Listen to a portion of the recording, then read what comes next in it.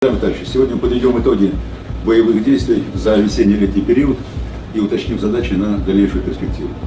Объединенной группировкой войск продолжается безостановочное наступление практически по всей линии фронта, и с марта месяца освобождено более 3500 квадратных километров территории и 149 населенных пунктов. Успешно выполняется задача по созданию вдоль нашей границы зоны безопасности в Сумской и Харьковской областях. Идет продвижение войск в Днепропетровской области, где взято под контроль 7 населенных пунктов. В настоящее время нашими вооруженными силами освобождено 99,7 территории Луганской Народной Республики. Осталось менее 60 квадратных километров. 79% территории Донецкой Народной Республики. Под контролем российских войск находится 74% Запорожской и 76% Херсонской области. Соединения и воинские части группировки «Запад» практически полностью блокировали город Купянск и освободили около половины его территории.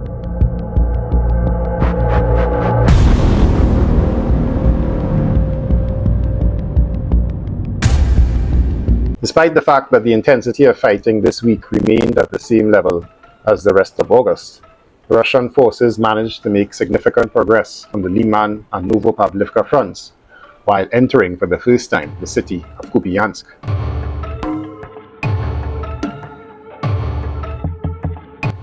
Ukrainian forces continue to resist near Pokrovsk.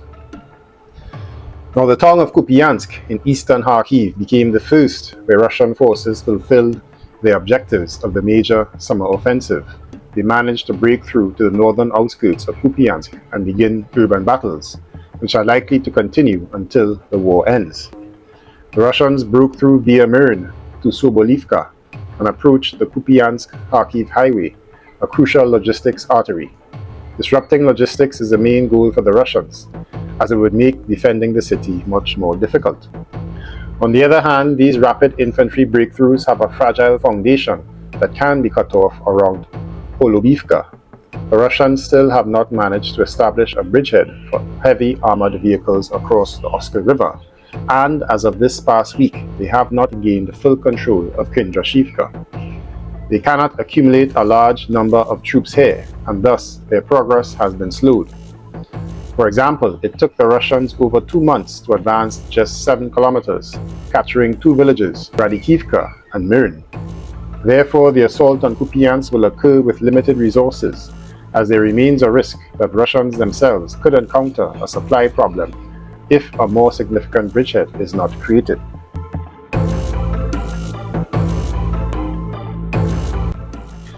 Now, a bit further south on the Leman front, for the first time in a long while, Ukrainian forces were able to counterattack and reclaim 2 villages from the Russians, Novomykolaivka in Donetsk and Rekivka in Luhansk, stabilizing the front in the southern Borysiv direction.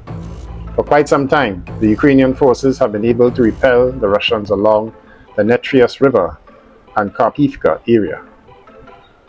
However, in the past few days, the Russians have managed to make 3 painful breakthroughs toward Leman, which could collapse all of the Ukrainian defenses to the north of the city. From Zelina Dolnia, the Russians broke through 3.5 kilometers to Shandriholove and another 6 kilometers toward Drobisheve. This has placed the main supply route through Drobisheve under threat. However, there are still many forest and field roads that the Russians must deal with. The Russians also captured Kolodiazy, where the Ukrainian forces have been holding the defense since March this year, when the Russians crossed the Chorny-Zarabets River and established a foothold on the right bank. Now, after capturing Kolodiazy, the only village between the Russians and Leman is one. Therefore, preparations must be made to defend Leman, as battles for it may begin before the green zones disappear. Moreover, the Russian forces are not only advancing from the north, but also from the west, where they have completely driven Ukrainian troops from the left bank of the Zarabets and crossed the river in Zarichny, securing the central part of the village. Zarichny is the last village before Leman. It's less than 9 kilometers from the fortified zone, so the city has been evacuating civilians for some time. The population here was once over 22,000, but now fewer than 3,500 remain.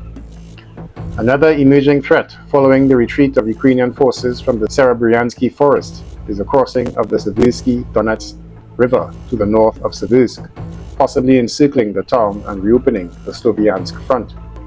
The Russians are already advancing on both banks of the Siversk and Donetsk River. From the right bank, they have nearly occupied Hirorivka and are constantly attacking Serebryanka.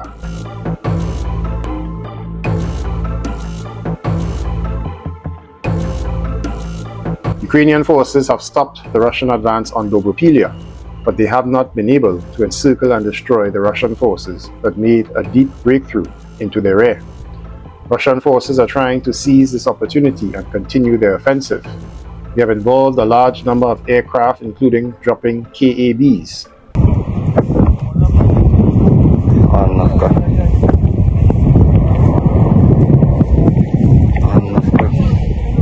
In the Mayak area, the Russians reinforced their troops, throwing them into a breakthrough at Volodymyrivka.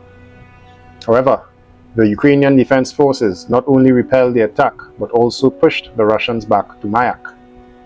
The situation is hanging by a thread and can change any moment. Meanwhile, the Russians want to make another breakthrough next door from Poltavka to Druzhivka. They are stretching Ukraine's already limited reserves. From the southern flank, the Russians broke through to Bilahora and Alexandro-Shaltin, which is just over 5 kilometers from Konstantinivka via a straight road. Intense fighting continues for the village. In the Klebanbisk reservoir area, the Russians have been attacking Katarinivka for a long time, but the defense forces still control part of the village.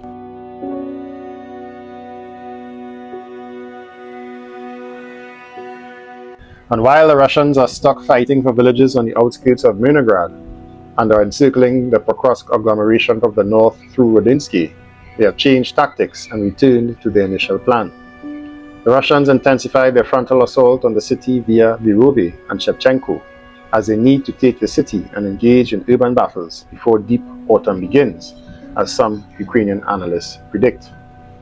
They have been stuck there for more than half a year. The Russian forces also managed to seize part of Udachne and Kotlyne, which Ukrainian forces repelled a few months ago. Now the villages are again in the hands of the Russians, who are attempting to break through these settlements toward the last road that provides supplies to the city of Pokrovsk. Though it is just over 4 kilometers away, the distance is saturated with defensive positions, so the Russian forces will have to come up with another plan. For almost 2 months, they have not been able to break through Ukrainian defenses between Pokrovsk and Novopavlivka. The front here has essentially frozen near the administrative border with Dnipropetrovsk.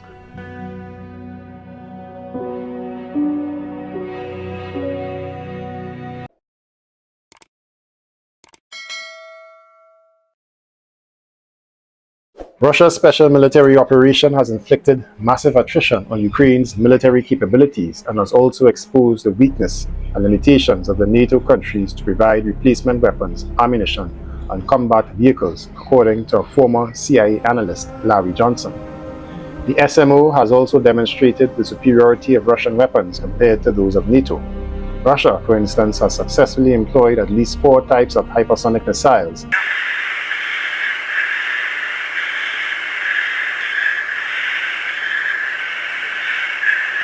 while NATO has not fielded even one.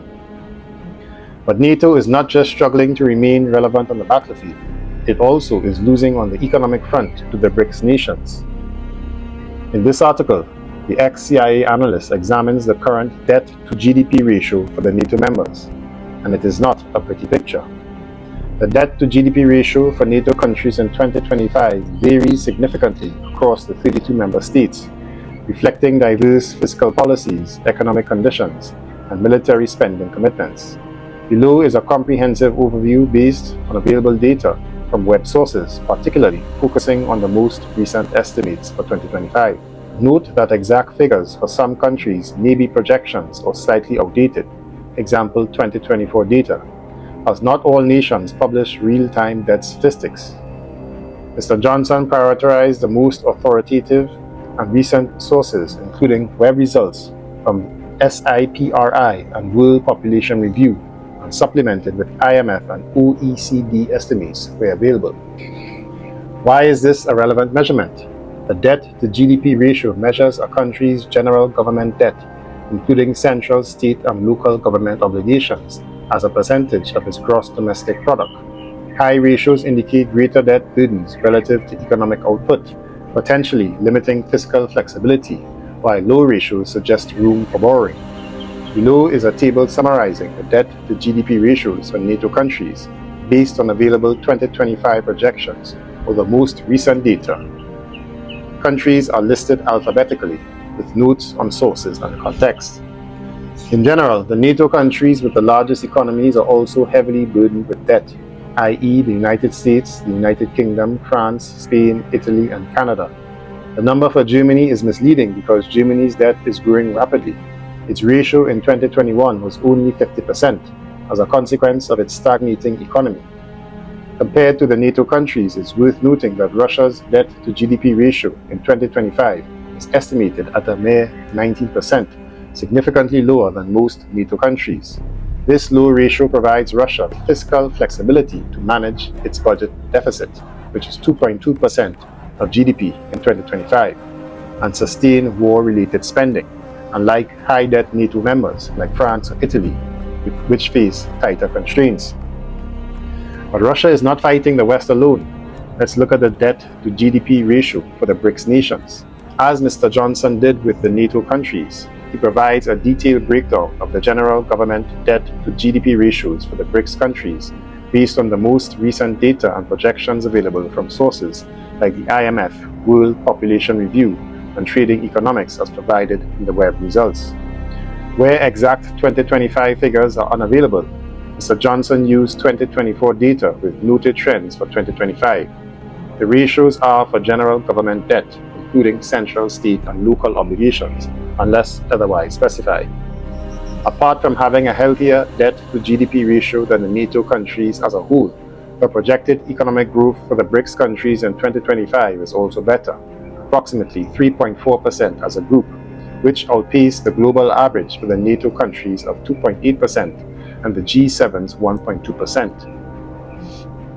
And below are the stats for the individual BRICS nations and new members. India 6.2%, which is the fastest growing among major economies. China 4.8%, Brazil 2.3%, Russia 1.4%, following 4.3% in 2024, South Africa 1%, and Ethiopia, a new BRICS member, at 6.6%. Other new members such as Indonesia and the UAE are also posting strong numbers, 4.7% and 4% respectively. BRICS is currently leading global growth, now accounting for more than 40% of the world's GDP according to the IMF, with India and China as the primary drivers. Some NATO members continue to issue bellicose threats directed at Russia, but as the numbers above reveal, NATO is economically impotent to actually confront Russia. Several key members of NATO, i.e. Germany, the United Kingdom, and France, are in a recession and are facing strong economic headwinds that will pull greater strain on their already fragile economies. What does this mean in practical terms? None of these countries have the financial resources to build new military production plants, and they don't have spare cash stashed away to purchase new weapon systems from the US and then send them to Ukraine, and they don't have the means to build up their armed forces and equip them with modern gear and loads of ammunition required to sustain operations in the 21st century battlefield. And for the US's friends in Europe, there is more bad news. Europe is no longer relevant as a military force. After 15 centuries of dominating world events, Europe is now entering the age of impotence, writes Mr. Johnson. He finishes off with this quote, "But you are not going alone. The United States is following you on this path to irrelevancy."